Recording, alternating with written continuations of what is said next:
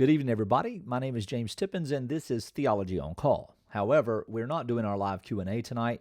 We're not even broadcasting, but I wanted to take this moment to thank you.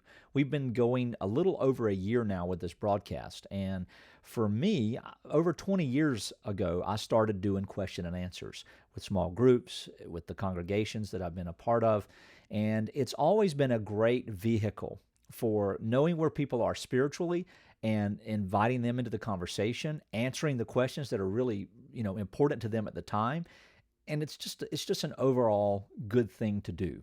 And the Lord's given me the mercy to be able to study and to, articulate certain answers, even though I am a little chatty with some of them. I feel like that there's just something special about having a question that's been on your mind and getting a direct answer from Scripture, from the foundation of truth, rather than just an opinion on that. So I thank you all for being a part of this, because if you weren't attending and if you weren't watching, there'd be no reason for us to do what we do.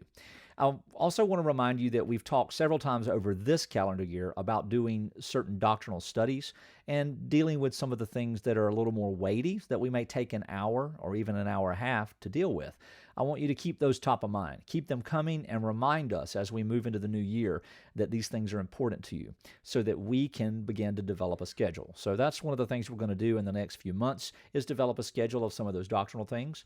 And I also want to invite all of you to begin to read the book of Colossians. Read it every day. We as a fellowship have been doing that, and we've started to discuss that. And last Wednesday night, I even walked through it personally on the fly, and sort of give an insight of how I approach the Bible, how I approach a text. You see a lot of books behind me, but I'll tell you what, beloved, these books gather a lot of dust nowadays, and I've cleaned off about 600 to 700 of them over the last year and a half, 2 years, and I just hold resources that I need from time to time for the sake of having them at my disposal.